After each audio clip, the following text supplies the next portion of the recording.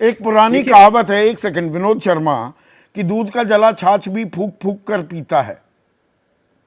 तो कई बार जली है कांग्रेस, बड़े नेता छोड़कर चले गए। अब मैं कमलनाथ प्रकरण से अशोक चव्हाण प्रकरण भी अगर जोड़ूं, अशोक चव्हाण भी नाराज चल रहे थे, ये बात सर्वविदित थी, बहुत दिनों से ये चर्चा थी कि वो छोड़ सकते हैं। कांग्रेस ये माने बैठी ये तो कभी जाएंगे ही नहीं, और वो चले गए। शुरू में बोले बीजेपी के साथ नहीं जाऊंगा, अभी तय नहीं है। जिस दिन ज्वाइन किया अगले दिन राज्यसभा का नामांकन भी भर दिया। तो कांग्रेस आला कमान क्या कर रही है?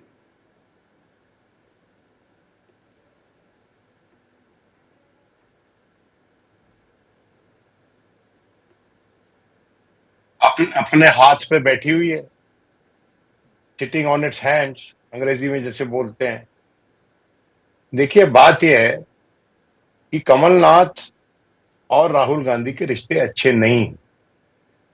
आज से नहीं, 2019 से जब कांग्रेस वर्किंग कमेटी की मीटिंग थी और उसमें उसने त्यागपत्र दिया था राहुल गांधी ने, तो उस वक्त उसने 3 लोगों पर निशाना साधा था और आरोप ये था कि वो लोग अपने वंशजों के लिए काम कर रहे हैं, अपने बेटों के लिए काम किया उन्होंने, उतनी मुस्तैदी से पार्टी के लिए काम नहीं किया। और उस वक्त काफी, मैं समझता हूँ, एक तीखी प्रतिक्रिया आई और हुई, तीखी बातचीत हुई, आदान प्रदान हुआ। और अभी जो इलेक्शन हुए मध्य प्रदेश में, और उस दौरान भी कमलनाथ को ज्यादा उत्साहित नहीं थे ऐसे सुझावों के प्रति कि राहुल गांधी की रोड शो होना चाहिए या कुछ और, उनको ज्यादा तरजीह देनी चाहिए।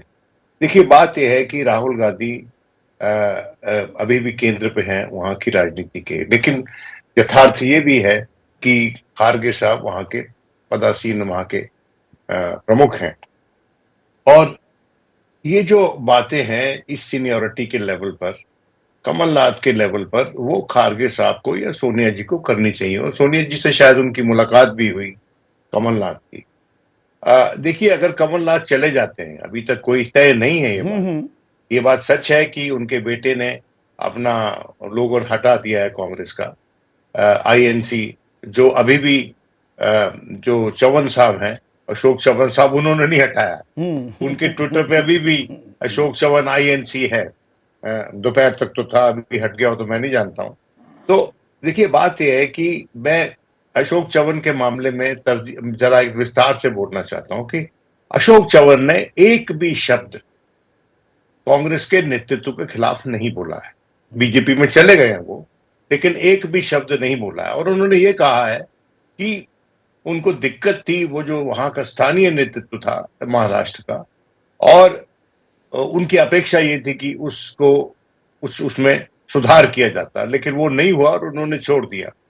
रही बात जहां तक कमलनाथ जी की है, तो कमलनाथ जी अगर जाएंगे तो एक बार फिर साबित हो जाएगा कि बाढ़ ही खेत को खा रही है। इतने सीनियर नेता चले जाएं एक, एक के बाद एक, तो उससे यह साबित होता है कि बाढ़ ही खेत को खा गई। बाढ़ ही नहीं सुरक्षा दे पा रही, तो फिर वहां का केंद्रीय नेतृत्व क्या कर रहा है? नहीं, बाढ़ ही खेत तो को खा गई। इसको थोड़ा और आगे बढ़ाता हूं विनोद शर्मा, इसी को थोड़ा और आगे बढ़ाता हूं। आपने 3 लोगों का नाम लिया विनोद शर्मा, राहुल गांधी, मल्लिकार्जुन खड़गे और सोनिया गांधी। खड़गे से बात हुई कमलनाथ की, पर ये ऊपर आला कमान में क्या हो रहा है इसकी भी एक हमें बानगी दिखाई देती है क्या? राहुल गांधी इस वक्त इंडिया जोड़ो के बजाय भारत जोड़ो में लगे हुए हैं। इंडिया वहां पर दरकता जा रहा है, टूटता जा रहा है, बिखरता जा रहा है। मल्लिकार्जुन खड़गे राष्ट्रीय अध्यक्ष तो हैं, वो मैं नाम नहीं ले रहा हूं पर आप मुझसे बेहतर जानते हैं, एक कद्दावर नेता जो महासचिव भी हैं कि भाई कांग्रेस दरअसल वही चला रहे हैं, उनको वो वहां से हटाना चाहते हैं। मल्लिकार्जुन खड़गे वो हटा नहीं पा रहे क्योंकि राहुल गांधी नहीं चाहते कि वो शख्स वहां से हटें।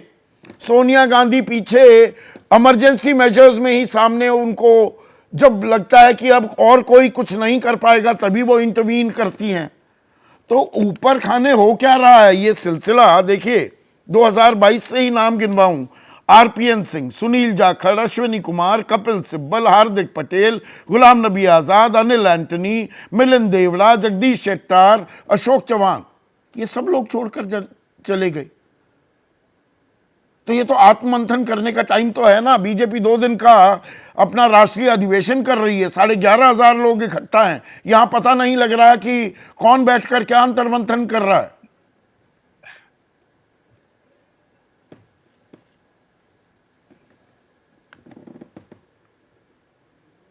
देखो, बात यह है कि भारतीय जनता पार्टी से कंपैरिजन मैं समझता हूं उचित नहीं है आज के दिन। हाँ, बनता है कंपैरिजन, लेकिन उचित नहीं है। वो सत्तारूढ़ दल है और हम रह रहे हैं आज उस ऐसे वक्तों में जहां पॉलिटिक्स ऑफ पेट्रनेज बहुत रेलेवेंट है। Politics of patronage. राज्यसभा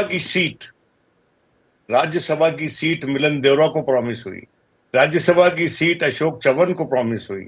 ये ऐसे प्रॉमिसेस कांग्रेस करने में आज के दिन सक्षम नहीं है।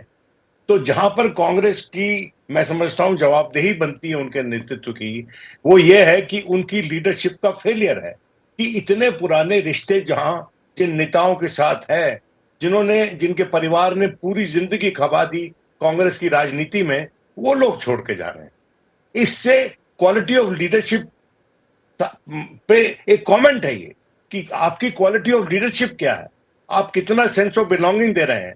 और देखिए, अगर आज के दिन भी कोई एक व्यक्ति पूरी पार्टी को चला रहा है और उसका दावा यह है कि किसी के नजदीक है इसलिए वो चलाने में सक्षम है, तो ऐसे पार्टी नहीं चलेगी। पार्टी डिवोल्यूशन ऑफ पावर से चलेगी। पार्टी चलेगी इस बात से कि किसको स्पेस दे रहे हैं आप, उसके सीनियरिटी के हिसाब से, उसकी उपयोगिता के हिसाब से। ऐसे चलती हैं पार्टियां। और मेरा यह मानना है कि अब भी समय है, अब भी मैं समझता हूं ये सोचना चाहिए कमलनाथ जी को, एक चांस और देना चाहिए उस पार्टी को जहां इतना लंबा अरसा उन्होंने गुजारा है। पंकज बोल रहे हैं पर उसके पीछे विनोद सॉरी फॉर इंटरप्टिंग, इसके पीछे संवादहीनता भी एक बड़ी दिक्कत है क्या? कांग्रेस से जब लोग छोड़ते हैं, कांग्रेस कहती है ये हमारा प्रजातंत्र है। कितनी प्रजातांत्रिक पार्टी हैं भाई, लोग अगर छोड़ना भी चाहे आप जा सकते हैं, लोग कुछ भी कह सकते हैं, पर दरअसल बातचीत तो हो ही नहीं रही। कितने नेता हैं, आप मुझसे फिर बेहतर जानते होंगे, लंबी फेहरिस्त है, जो 2-2, 3-3, 4.5 साल उनके सीधी बातचीत नहीं हुई है राहुल गांधी से। गलत तो नहीं कह रहा हूं।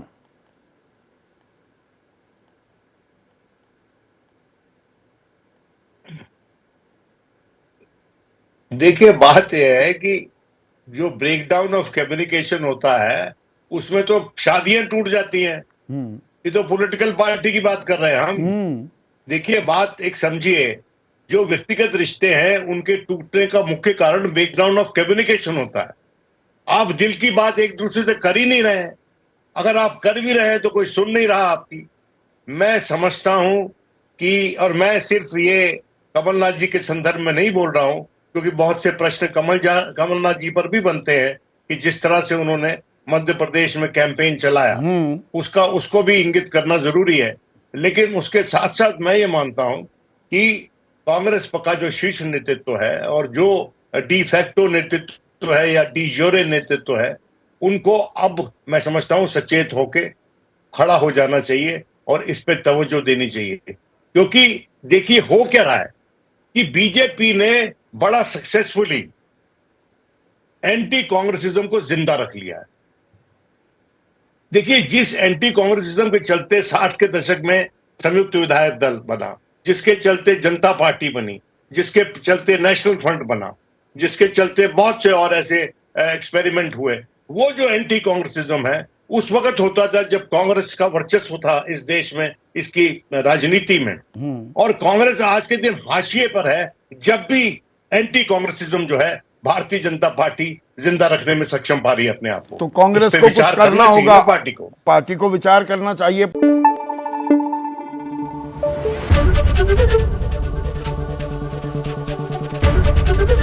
एबीपी न्यूज आपको रखे आगे।